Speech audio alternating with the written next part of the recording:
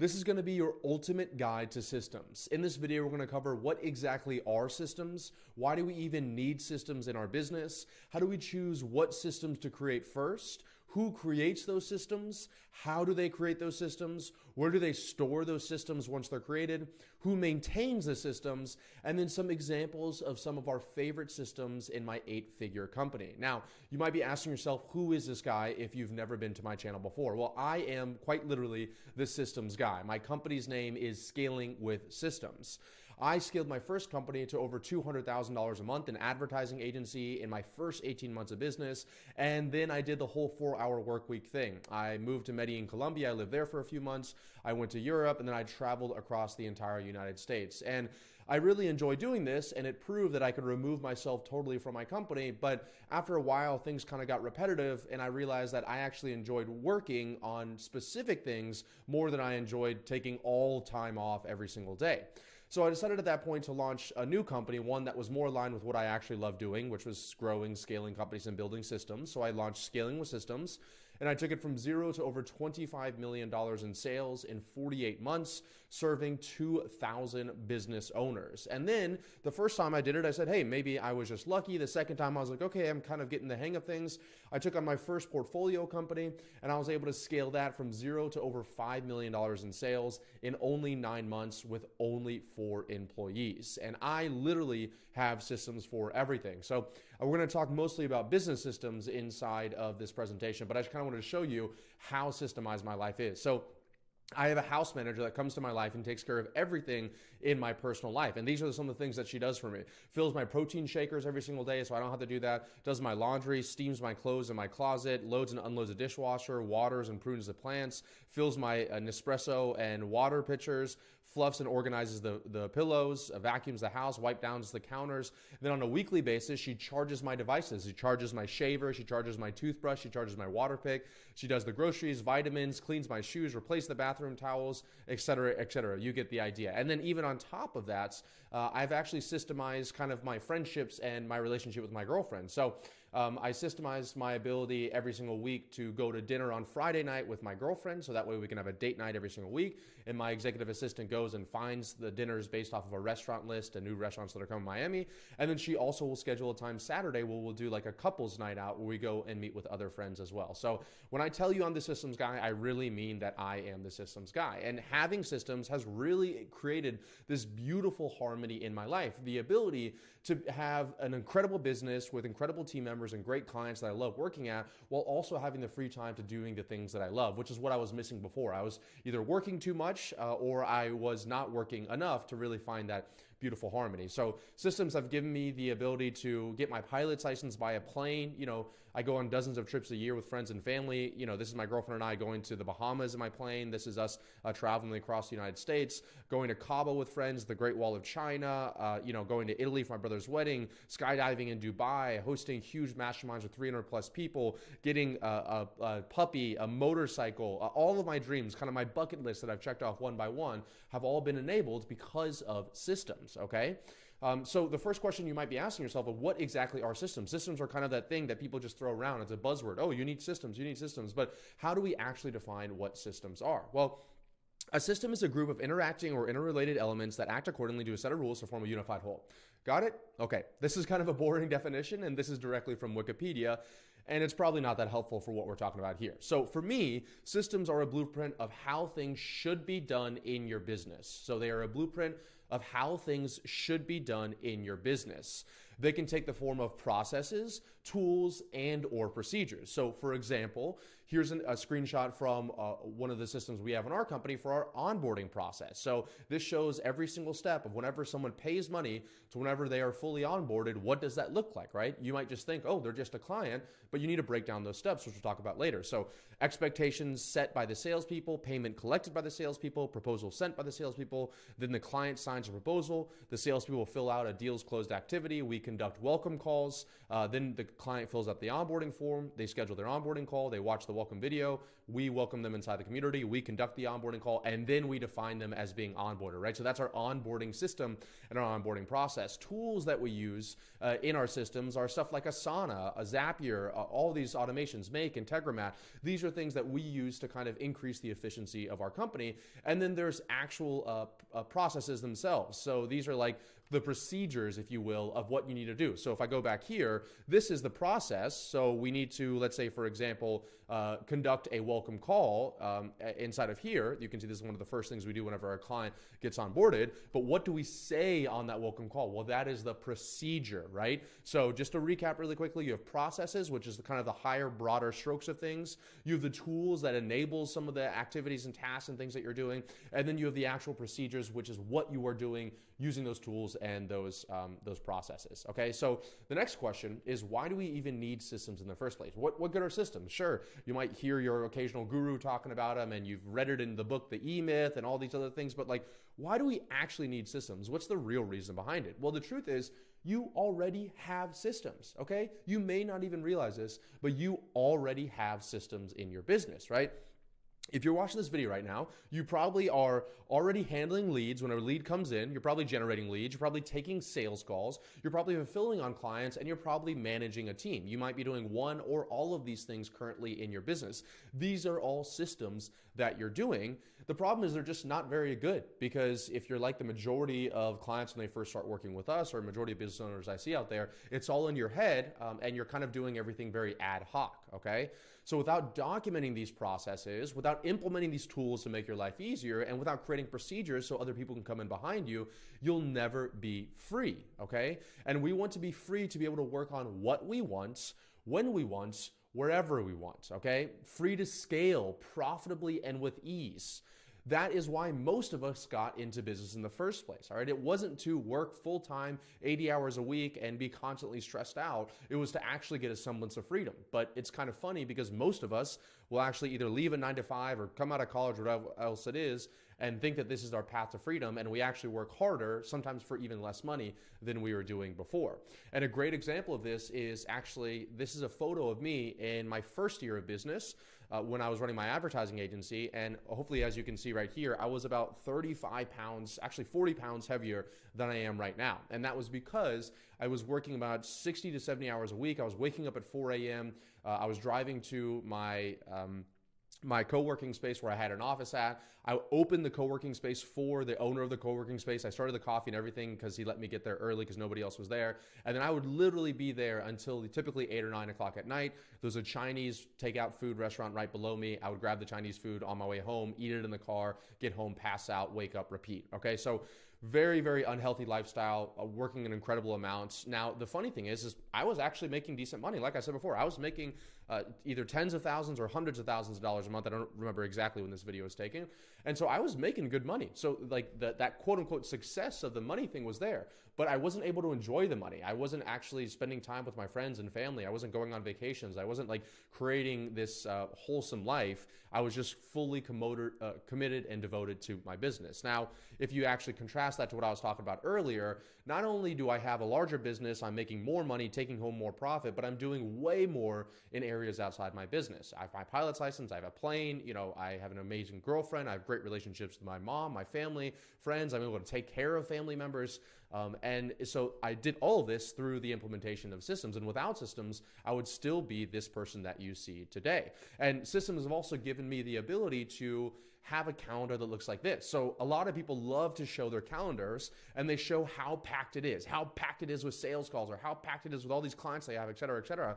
I'm going to show you the opposite. I'm going to show you how empty my calendar is. This is purposeful. I purposely make my calendar incredibly empty so I can spend, for example, today's a Friday. I woke up, I decided I want to create this video, and I'm just creating this video for fun because I love making these videos. These are the things that I love to work on, okay? It's just beneficial that it typically ends up in me making more money.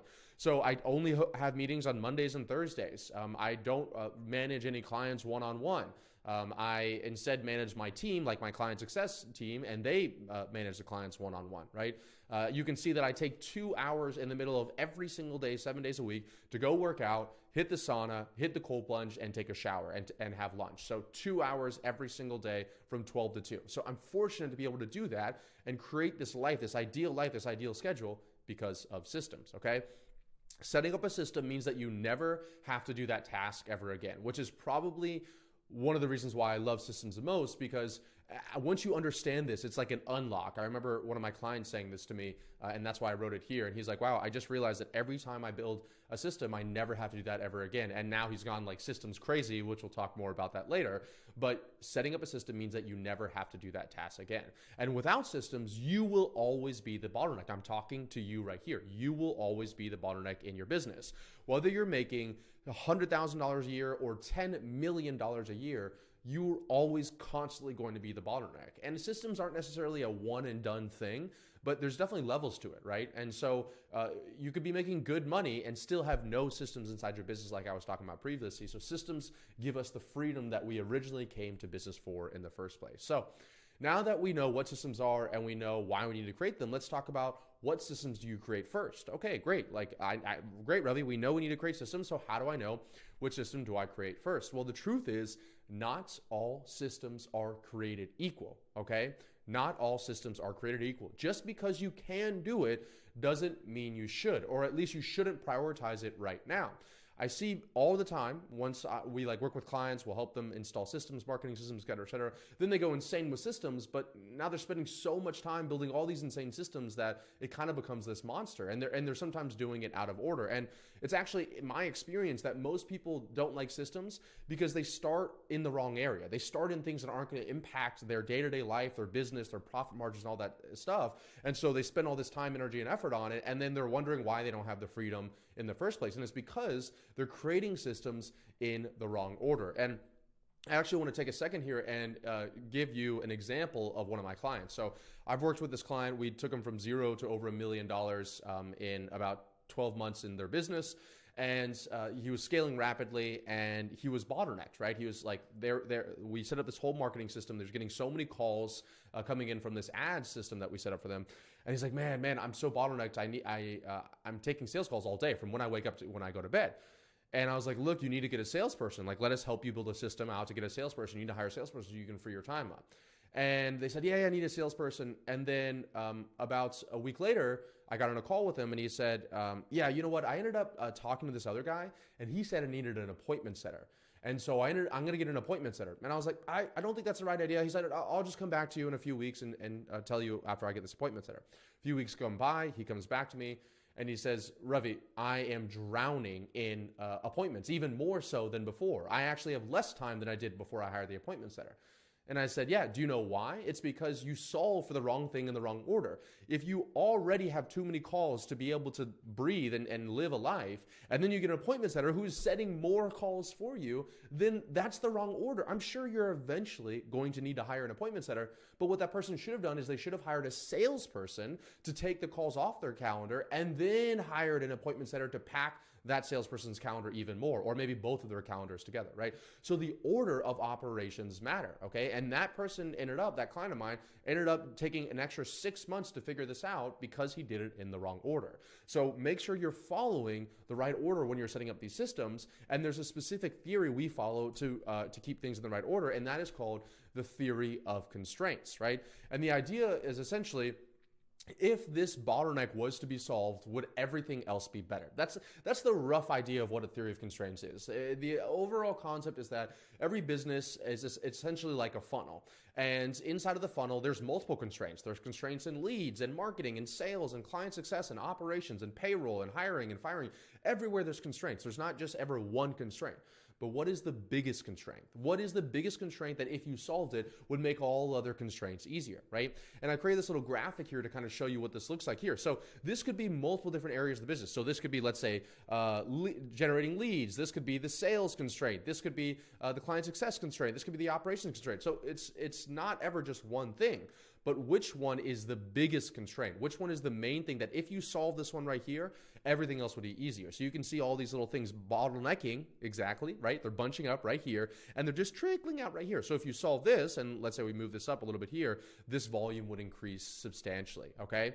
And this is typically going to take the form of like work piling up, wherever you consistently see these tasks that are kind of overdue, the things that you keep on meaning to get to and you're kicking down the road over and over again. Frequent delays.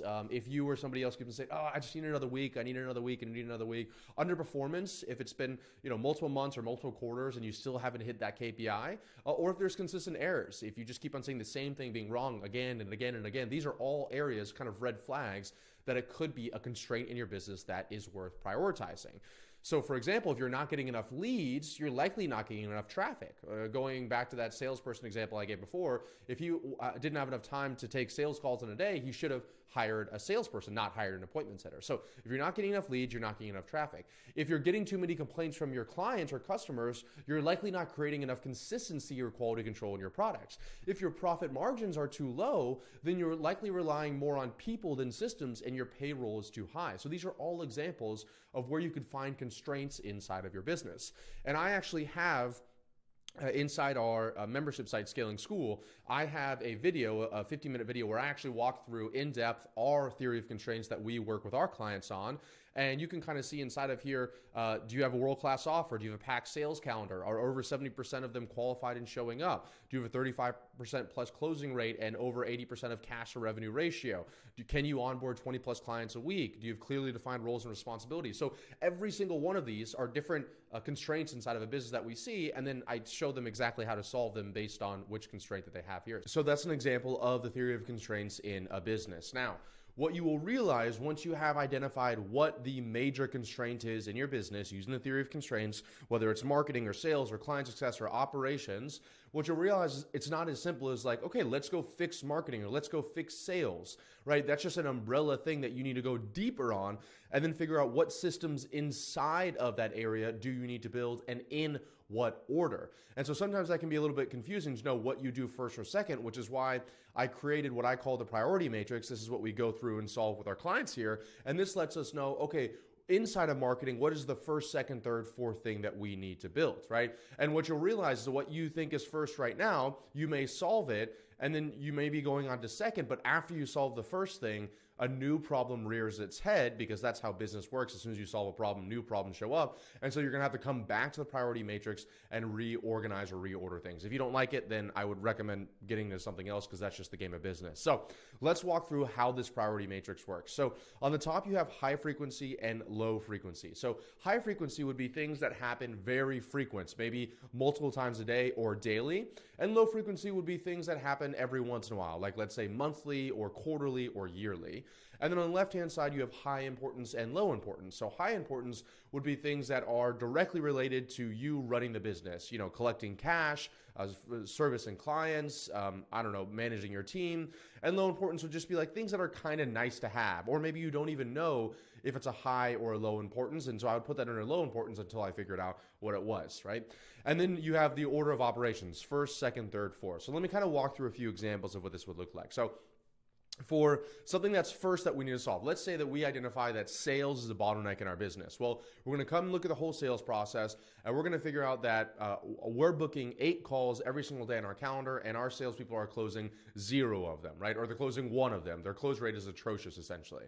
Well, that would be the first thing that I looked at if sales was my constraint, because that's high frequency. You're getting 8 calls every single day, and it's high importance. That's directly related to the cash that you get inside your business, which of course is the lifeblood of the business. So that would be priority number 1, and I would focus on solving that.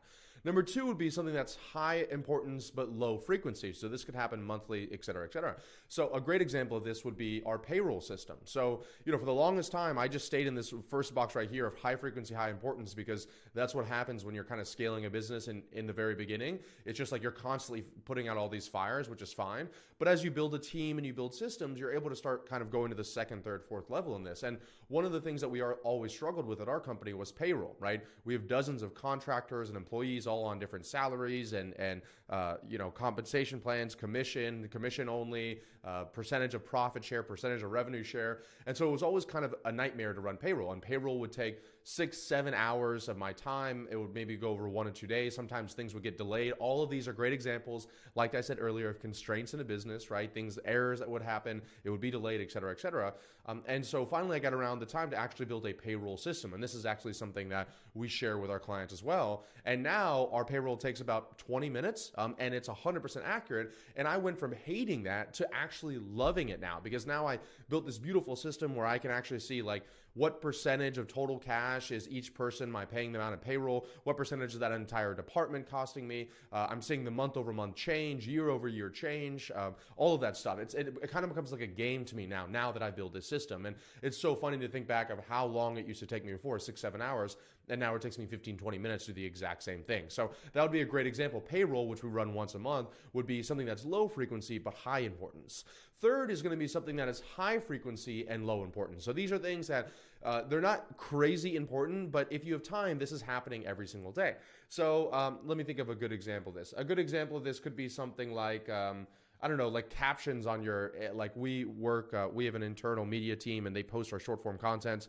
And like, we've always struggled with captions a little bit because, I shoot the content and I come up with the ideas, but I'm not actually on Instagram writing every single caption, but we're putting 3 to 4 pieces of content out every single day. And so we just really haven't kind of come around to a system around like creating captions for that because, some people may argue with me, but I've seen Instagram videos that have 3 words or 5 words as the captions absolutely explode. And I've like, as far as reels and views and conversions are concerned, and I've seen other ones that like don't have, that have a long a caption, not really have that big of an impact on the actual virality of the video. So, that's something that we're doing every single day, but it's like, it'd be nice if we could systemize this caption process, but is it that big of a deal? It's probably not. And then fourth, this is things that you're probably never going to get around for because like I said, the first, second, third, they're always going to be kind of like, you're always going to be reshifting your priorities. But as you build a team, you could do stuff that's low frequency and low importance. So, a great example of this would be like our director of operations when we had our annual retreat last year. He was like, "Hey, we should make this like more fun, and we should like build out this like these gifts, and we should give people personalized gifts when our team leaders come down here, et cetera, et cetera." And it was like Q4, we're doing a big push, and I was like, "Look, would it be nice if they came in and we had like, I don't know, name tags and shirts and all these like nice little things?" Yes, but this happens once a year and I don't think it's that big of a deal, right? So I ended up just saying, let's just not do it, right? It was a cool idea for sure, but I just didn't think it was that big of a deal as far as actually making a difference on the efficacy of the annual meeting. So now that we know what systems are, why we need to create systems in the first place, and now that we know which systems to create first, the question you're asking yourself is who actually creates these systems? Well, the shortest answer I could think of and I could find is it's whoever performs the process the most accurately. The most accurately. So this is whenever something needs to be done, this person gets it done as close to being perfect every single time. And in the very beginning, this will be you. There's no doubt about it. There's no way that if you're starting your business, typically, you're doing something one-on-one and then over time you're like scaling it and building a team. You're just duplicating what you did over and over and over and over again. So in the very beginning, this is going to be you. But as you scale, it should be your team members. Now, I put should be in bold here because I can't tell you how many clients I work with that they are still the constraint of their business. Even at $1 million a year, at $10 million a year, they are still the main people that every person has to turn to. And anytime something doesn't work, that person has to solve it, right? So as you scale, it should be your team members. They should be the people not just managing the systems, not just running the systems, but actually creating the systems in the first place. In my business, there are literally systems that I have no idea about. It's kind of funny because I also work with clients and I install systems in their business, and it came to a point about 1.5 years ago where people would be like, "Oh, this is really cool. Like, how do you guys do this?" And I would be like, I actually don't know how we're doing this. And I have to go, ask my director of operations or my client success director or my head of sales, like, how are we doing this? And eventually we figured out a way that those team members could speak to our clients. But it's funny because like I used to have the answers to everything. It was really good for my ego. But now I actually like it more. It's actually even better for my ego when I'm like, I actually don't exactly know how that works. It's definitely documented somewhere and I can go find it or I can go talk to the person it is. But they've identified that and solved that without me. If you are the only person in the business that can create systems, then that will become a bottleneck in and of itself. So the biggest recommendation I could have for you around this is you want to create a system for creating systems. There's a little bit of inception for you here, but once you understand, which we're going to talk about here in a moment, how do you create a system, then you want to create a system around how other people can create systems inside of their business, how they can go through the theory of constraints, prioritize, map it out, all that stuff. So that you can then give that to other team members and they can give that to other team members. And now you have this business that's slowly building this huge asset, which is your knowledge base, everybody's information, the way that people think. And then you can just hand that over to other people as you hire, fire, onboard new people, right? So for us, I'm going to talk more about some of the tools we use at the end of this, but we use Zendesk Guide, which is kind of like a knowledge base where you can store information. And we use that to store all of our systems and SOPs, et cetera, et cetera. And so I created a template that we can use anytime someone wants to create an article that shows them how to create the article. So it's the main headline. It's a repeat of the article title. You put the Loom video of the walkthrough of the article here, paragraph below that, how you numbered list things here, how you bullet. So that way there's consistency across the entire thing. And then once you have figured out, okay, now this is how we want to create systems inside our business. This is what a system should look like. You want to find what we call one throat to choke. And this is probably like one of our favorite sayings inside of our business, one throat to choke, because it's so critical as you scale. Because what happens is, as you start hiring team members, typically what happens is you don't actually start creating defined responsibilities, roles, KPIs, et cetera, for those team members. So you're like, yeah, let me hire the salesperson. Let me hire this marketing director. Let me hire this media buyer. And to you, it's really clear and obvious what they should be in charge of, but maybe to them, they don't exactly know what they should be doing. A really great example of this is about a year and a half, 2 years ago, we were scaling really hard, spending an incredible amount of money on ads, and I started to see our return on ad spend going down, like pretty significantly. And then when I looked at my dashboard, I saw that our show up rate was incredibly low, and it was like half of what it was before. And so I posted in our team leader channel. I said, guys, why is the show up rate so low? And then I heard crickets, nothing from nobody. And what I realized at that point was that nobody actually owned the show-up rate. The marketing team, they thought that the show-up rate should be in charge of the sales because, of course, sales is the person that's actually speaking to them, et cetera, et cetera.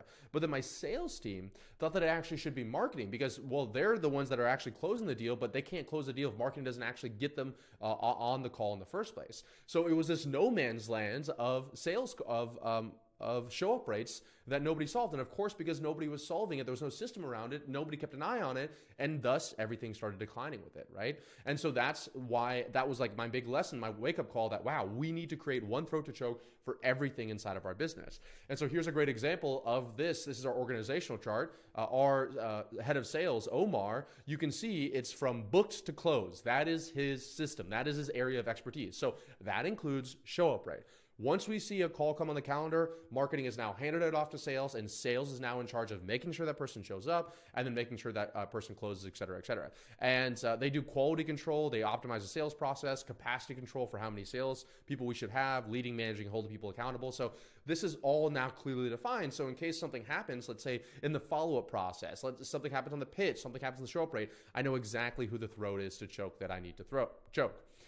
And if anything is wrong with that system, it's on them to fix it. Now, we can help them. I can point it out to them, whatever else it is, but they are in charge of that system, okay? So just to recap, we know what systems are, why you need systems in the first place. We know how to prioritize and find the first systems to be working on. And then on top of that, we know actually how to... What do we know next? Who creates the system? Sorry. We know who creates the system. So now we need to talk about how do you create a system? Okay. So now that you know who does it, well, how do you do it? This is probably the meat of this presentation, and this is what you guys are really looking for here. So how do you create a system in the first place? So the first thing is you identify the bottleneck. We already talked about that earlier. You go through the theory of constraints and you identify if this was solved, would everything else be easier?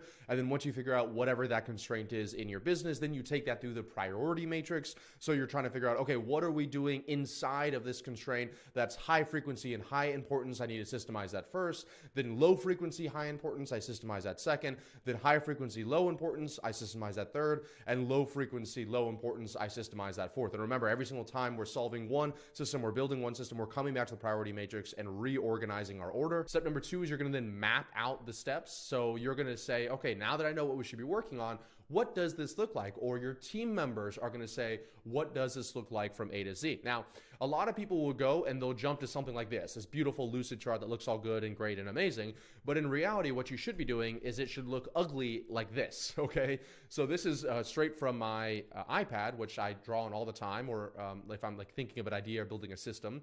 And so I'll use this iPad, and this is where I'm able to kind of just throw up on the iPad. I'm able to be like, okay, this is what, like I need this first, I need this second. I think we should do this over here. No, let me erase this. Let me put this over here. And I'll do this with team members on a call. I'll do this by myself. I'll do this just one-on-one with someone like a team member in the room. But the importance here is like, it's kind of like a brainstorming session. It just allows us to move and adjust things around. And then once you get that down, then you'll map it out in a much cleaner and more organized way, one that's like presentable to the rest of the company. Okay. So that's, I love following that process. Don't go straight to the clean, organized one, or it'll probably take you 10 times as much time as it should.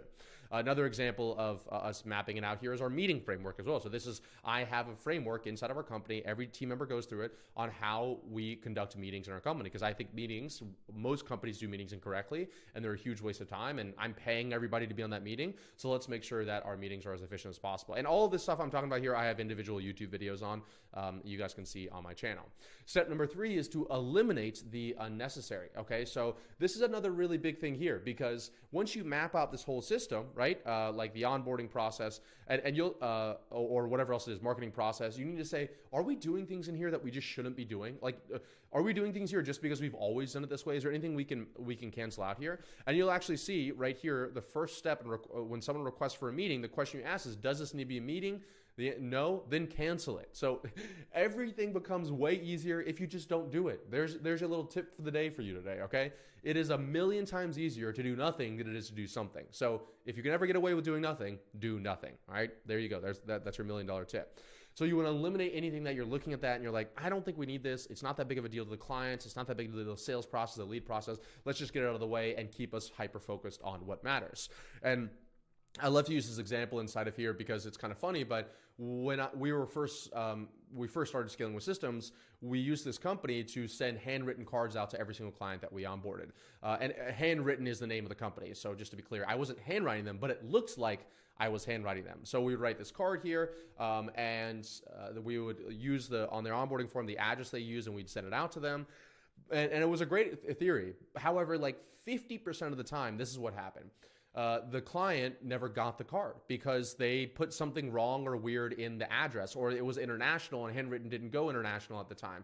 And so then we were having people posting these cards inside of the community, our Slack community with all of our clients inside of it. And then the other clients are like, where are my cards? I don't have cards. And so then the client success manager would have to go talk to the support team and say, hey, why don't they have cards? And then the support team would have to come down to my house manager and say, hey, did you get a return to sender thing? And then they have to say, oh yeah, here it is. And then we would go back to the client and figure out, okay, what's your updated address? They might say it's the same address they gave us before. And so as you can see, when you're doing a lot of clients, this becomes this whole thing just to get a card out to them. And so it's a nice to have, but is it really making a difference for our client success? The answer to us was no, and that's why we removed it, okay? The next step is gonna be to automate what you can. So after we've eliminated everything, then we need to say, what can we do here that doesn't require people? Because people, unfortunately, they're unreliable, and they need to sleep and eat and drink, right? So if you can figure out a way to automate it, then it makes everybody's lives way easier. And so we automate multiple different things inside of our business, but I'll just give 2 quick examples. One is our proposals, right? So, we used to have to draft up these long proposals, custom proposals for every single client. This is what we'll do. This is what the timeline is, blah, blah, blah. We'd send it out to them. They'd review it. They'd send it back to us. Now we use a proposal software. It's a templated proposal. It's the exact same thing for every single client. And then all we do is it takes about 30 seconds to send it out to the client. And then they review it. They click that button there. They electronically sign it, which is legally binding in the United States. And they send it back to us and it's done. So we took something that used to take hours and we brought it down to about 30 seconds using an automation. And then another example, kind of going back to the personal life, but I like to blend it a little bit here, is subscribe and save on Amazon, right? So every 2 weeks, example of a subscribe and save, I go through a lot of protein. I'm a freaking lifter bro. And so I love working out. And so instead of like constantly, oh, we need more protein, more protein, I could just automate this entire thing. And now we never have too much, because you can never have too much protein. And now I never run out of it. Okay. So step number 5 is to create procedures. So after we have mapped it out, after we have eliminated the stuff we don't need, after we've automated it, then we need to actually create the procedures that go inside of, remember, processes was like the 30,000 foot view, but how do we physically do the things that we need to be doing inside of it? So these are examples like I talked about earlier, the welcome call script. So when I showed the map earlier, you can see right here, it says conduct welcome call. So that's the onboarding process. And then we actually talk about the procedure itself. Okay, this is what you say. Hi, Bob. It's Ravi from Scaling Systems. It's great to meet you. How are you doing? Awesome. I just want to introduce myself and congratulate you for making this investment into yourself and your business. I know for some people it can be a little scary, but believe me, it's a good scary. I was talking to Dom, and he told me that you joined Scaling with Systems because you were looking to scale to $150,000 a month, and right now you're bottlenecked because too many leads don't know who you are, they're unqualified, and you're getting too high of no-show rates. And after hearing all of that, I let you know that you are definitely in the right place for all of this. We can 100% help you. This is our rough plan of what we're going to do, and these are the next steps that you need to take. All right, do these things. I'll see you in the next call, right? 30 seconds, but that's the script that anybody can take. And you can see, I'm not saying what to say word for word in here. I am letting them kind of use a little bit of what they want, but I am creating a rough framework, a rough procedure for them to follow. Another example that we have for procedures is going to be our onboarding procedure. So we have a procedure that whenever somebody gets onboarded, whenever we hire somebody in our company, we have to do the same thing every single time. And once again, this was a system we didn't have before. Oh, we onboarded them. All right, yeah. And then over time, you'd be like, hey, why didn't you see this message in Slack? They're like, oh, I'm not in that Slack channel. Or it's like, hey, why didn't you send that proposal to that client? Oh, I don't have access to the proposal software. And we're like, oh my God, so every single person is going to need pretty much the same thing. So now whenever we are onboarding someone, we send them the proposal to work with us. We confirm it's been signed. We invite them to our Google Workspace. We add their Workspace email to the name of the task so we can find it easier. We add them to the company Google group so they can access our documents. We conduct the welcome call for employees. We invite them to the Slack Workspace. We invite them to relevant Slack groups for like appointment setters or salespeople and the Slack channels that are with those. And then we invite them to Gusto, and this keeps on going further. So that's the procedure that we need to take every single time we onboard somebody. Another kind of personal example here is we have a procedure whenever my house manager comes in and she's checking and restocking the refrigerator. So we need vanilla yogurt. We need Kite Hill Original almond milk yogurt. We need honey. We need egg whites. We need Pellegrino and protein, dishwasher. So all these things, I know what I want, and so they can just kind of copy and paste it over and over and over again. The next step is to assign roles and timelines. So this kind of goes back to what we talked about earlier, which is, okay, who's in charge of the system? Who's in charge of the task? Who's in charge of the procedure? So maybe the overall system is in charge of by our head of sales, but then individual things can be assigned to specific people on that team. So, a great example of that is overall in our hiring and recruiting process, it's going to be in charge of director operations, but then our HR assistant, she's going to be the one that's actually executing the task inside of it, and she's the one that has dates. So as soon as somebody gets onboarded, all these things need to happen the same day they get onboarded, and that's why there's dates attached to it. So once you have mapped it all out, one of the last things you're ever going to do is assign people to it, because you want to make sure it's all perfect and organized, and then you can just say, okay, who has the capacity to do this? This person, this person, this person, this person, this person, okay? And then step 7, test, audit, and optimize. So we've built this entire thing out. It's beautiful. It's good looking. You've mapped everything out from end to end. You've eliminated, you've automated, you've assigned roles, responsibilities, delegated, et cetera, et cetera. Now let's make sure it works. Then once we make sure it works, we need to make sure it continues to work. I can't tell you how many times people build this amazing system, and then just over time, things degrade. It's just like getting an oil change in your car or whatever else it is. You kind of got to recalibrate the sensors every once in a while, or people kind of fall off track for it. And then you want to continuously optimize. So as new things come out, new AI software is released, whatever else it is, you're like, oh, I could actually, that's the thing that we used to do manually. I can automate this thing now. Or you know what? After doing this for 4 months, I don't think this really makes a difference. Let's just eliminate it out there. So that way you're continuously refining your system. So a few examples of this is like we have a dashboard that tracks all the metrics inside of our company. And so I have our tech lead, he has a task every single week to make sure those dashboards are accurate. So the dashboard, the tracking system, right? The dashboards are a tool inside our tracking system for our company. one of the tasks that he has on a recurring basis is to make sure that all the dashboards are accurate. And he does that multiple times a week, the day before we meet with our leadership team, so that we make sure when we're on that leadership team meeting and we're looking at the amount of new cash, new deals, ascensions, time to launch, all that stuff, that it's accurate. We're looking at the actual numbers there. Another example is our Zapier pipeline. So one of the things that we notice is we're a huge automation company. I have a bunch of YouTube videos on automation. And whenever we would create these automations, sometimes they would break or fail. And so all these amazing things we created, then they didn't work, and nobody would know that they didn't work because we have hundreds of thousands of tasks that are being run a month. So then we kind of created this Zapier pipeline where depending on what specific task it is, which seems to fail more than others, it'll populate inside of the Zapier pipeline. They can check it, make sure it works, and everything's all good. So it's better than doing every single task manually, because the automation is doing it accurately, instantaneously, but then we add in a little bit of a manual review just to make sure things work well. Another example of it is every single week we have a team leader meeting, and you can see down here I have another video where I go more in depth on this, but we identify, discuss, and solve issues inside of there. So we are spending time to say, hey, the client success system, I think it needs a revamp. So then we'll spend some like an hour, 2 hours, or multiple meetings, or maybe we'll even break it off into a separate goal for that quarter to optimize that system that we created. And then also, even personally as a CEO, I create a task for me every single week. I have like my own meeting every single Sunday. And one of the things I do during that meeting is I go back and I review my Asana tasks that I completed. And as you can see in here, the way that we set up our Asana, I actually assign them to specific boards. And these boards let me know whose job am I doing, right? So you might just think as a CEO, you do everybody's job. But in reality, as you scale, everybody should have a specific role and responsibility. And so I'm able to see, wow, I'm spending, for example, right now, a lot of time in operations, okay? Ravi's doing a lot of operational work. Maybe we need to build better systems in there, hire more people, eliminate things, automate things, et cetera, right? So I even audit myself on a weekly basis to figure out, like, okay, I'm doing all of this work for marketing, for example. What can I delegate to somebody else and not have to do that work for there anymore?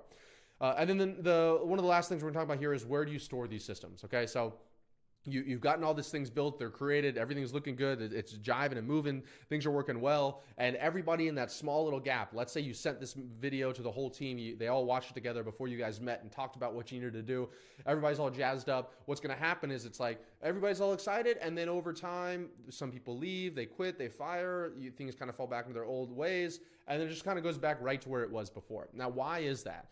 Well, my hypothesis is because most people optimize for easy storage, not easy retrieval. Okay, so when you're creating these systems, you want to optimize it for easy retrieval, not easy storage. Okay, easy retrieval, not easy storage. So what do I mean by that?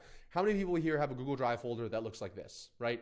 It's like you got hundreds and hundreds and thousands of folders and files and people sharing things with you, and they pop them. This used to be so beautiful. I spent hours with my executive assistant. We organized this and that, and it was perfect. It was 4 folders. Each folder had a different folder inside of it. But the problem with that is, no matter what you do, this is something that's optimized for the storage of information. It takes me 2 seconds. I can click on new right here, create a document. I upload it. I share it with my team. Beautiful. That's amazing, and I love Google Drive for that there. But whenever you need to find that thing later on, it's kind of a pain in the butt. You have no idea where it is. You're trying to like look at, oh yeah, let me search this thing in the Google Drive. It pulls up 80 different things, and you got to go inside every single document inside of there. So that's a great example of optimizing for the storage of stuff instead of optimizing for the retrieval. So now compare that to what we use now, which is Zendesk Guide. Once again, I'm not sponsored by Zendesk. I'll talk about some other tools here in a moment, but we use Zendesk Guide. And the nice thing about them is that they have a Slack integration where we have a channel called Ask a Question. And so you can go in there and ask a question, and Zendesk will then use its AI software and search in all of your different articles and then find the answer. And then you can give it a green check to let it know it was correct. The AI software will learn more, or a red X to know that it was wrong. And then you can decide to create a ticket or adjust the AI software that way. So it's incredible. So I just showed an example here. Or this was when I showed it to my team, but when is the company retreats? And the answer was in the article, what days is I just realized it says the scaling with systems. What days is scaling with systems close? And I say, hey, inside of there, we are typically at a lower efficiency during an annual company retreat, which is September 13th to the 17th. So it's pretty funny because if I was in Google Drive and I typed in company retreat, I very much doubt it would have found this one line of text inside of this article in here. But because I used what's called a knowledge base, where it's better for retrieval of information, even though it might take a little bit more work to store it inside of there, because I use that, it was able to find it way, way easier. And so we keep our entire company playbook for every single department, every single thing inside of there. That way, whenever we get new employees, we can just hire them and onboard them. And that's, we also that's pretty much what we do for our clients, is we'll kind of install these into their business as well. And so just a few examples. Once again, I am not sponsored by any of these people here, but just a few examples of ones that I've used in the past. Zendesk Guide, Trainial, Asana, ClickUp. And Asana and ClickUp are really great examples of, like, remember, you're optimizing for the retrieval of the information, not for the storage of it. So sometimes there's even examples of where it doesn't actually make sense for us to put it inside of this Zendesk Guide, but instead we want to put it inside of Asana, right? So we're onboarding so many employees that I'd rather just put it in here because they can just check it off really quickly than every single time we onboard an employee, we got to go over to Zendesk, figure out, okay, what do we need to add them to, et cetera, et cetera. So you'll get the kind of a better flow of what needs to go into like a project management software, or what needs to go into something like Zendesk as you do this more and more. It depends on what you like and what works with your company best. But the thing you need to remember is consistency in these SOPs is key. So what you don't want is every single person in your company creating different systems for different things in their own ways, because nobody will ever use it. So you want to create a system around creating systems. I said that at the very beginning of this video, but you want to make it so that it's your company. You decide, this is how we create systems. This is how we find which systems to create. This is the tools that we're going to use. This is how we're going to store them, et cetera, et cetera. You create a template for it. You share it with your team leaders. And then over time, that will become an asset for your whole business. So just to recap for you really quickly, we covered what exactly are systems. Systems are there to give you the freedom that you want inside your business. Freedom to do what you want, when you want, wherever you want, with whomever you want. They enable profitable scale. You need systems because, like I said a second ago, without them, you're always the bottleneck inside of your business. You choose the systems that you need to create first based on the theory of constraints and the priority matrix. So you start with what area of my business is the biggest bottleneck. If I solve this, it would make everything else easier. And then inside that area, what has the highest frequency and the highest importance? And that's exactly where you start. Who creates a system is anybody that can, or whoever is the most accurate at those systems in the first place. So who, when they do this task, it's accurate 100% of the time, 99% of the time, et cetera, et cetera. That's the person who should create the system. They create the systems following the process that I talked about inside this video. They identify the bottleneck first. They map out the steps using first like the rough draft. Then you draw it in like a cleaner lucid chart. You eliminate anything that's unnecessary. You automate what you can so you don't have to delegate it out. You create procedures then for other people to follow so you can delegate it out. Then you say, this person has the capacity to do this. I'm going to assign it to them, and they need to do it within this timeline. And then you continuously test, audit, and optimize. And then you store these systems inside of an area that's optimized for the retrieval of them, not for the storage of those things. So something like Zendesk Guide, Trainial, Asana, ClickUp, not in something like Google Docs. And I know, we've covered all this in this video, and you're saying, Ravi, I don't have enough time, okay? This sounds all great. I'd love to sit down and do systems, but man, I don't even have time to build systems. I don't have time to build the systems that build the systems. And the funny thing is that you need systems the most. One of my favorite quotes that I heard from this like meditation guru was that the people that say, I don't have time for meditation, are the people that need meditation the most, right? It's funny. So it's all about prioritization, just like everything I talked about inside of here. And if you just constantly are doing the stuff, you're just doing all the time, then you will never be able to remove yourself from the business and actually be able to scale. And the funny thing is, you might be doing things right now that are not the right things. And you'll only be able to figure out if you actually build the system. And I love this quote: the best time to plant a tree was 20 years ago. The second best time is today. Okay, so I know you're thinking, oh, Ravi has all these systems, or I'd love to do all these systems, but I just don't have the time. It's going to take too long. Look, you start today, okay? Because in 10 years from now, 5 years from now, in 1 year from now, you're going to wish that you had started today. All right. So with all that being said, if you did enjoy everything in this presentation here, if you guys want access to pretty much all the systems that I talked about today, more on like a do-it-yourself basis, we work with our clients one-on-one inside Scalable Systems if you want us to help build like marketing and sales and client success systems. But if you just want to do it all yourself, you just want to install it in your own business, et cetera, you can go to scalingschool.com or take a photo of this QR code. Inside of there, we have almost everything I talked about. My life mastery system, so the human optimization tracker that I talk about, my life principles and manifesto, how to create a sales funnel, offers and sales copy, video sales letters. We also have organizational charts, all the tasks that my executive assistant and house managers do, that financial mastery stuff that I was talking about earlier, which is like how we do payroll, how we do the payroll request forms, everything that I was talking about inside this presentation, or at least let's say 95% of it is inside Scaling School. And for your, you can get for literally just $97 a month instantly. So go below this video or check out skillingschool.com. And I appreciate all your time. Thanks.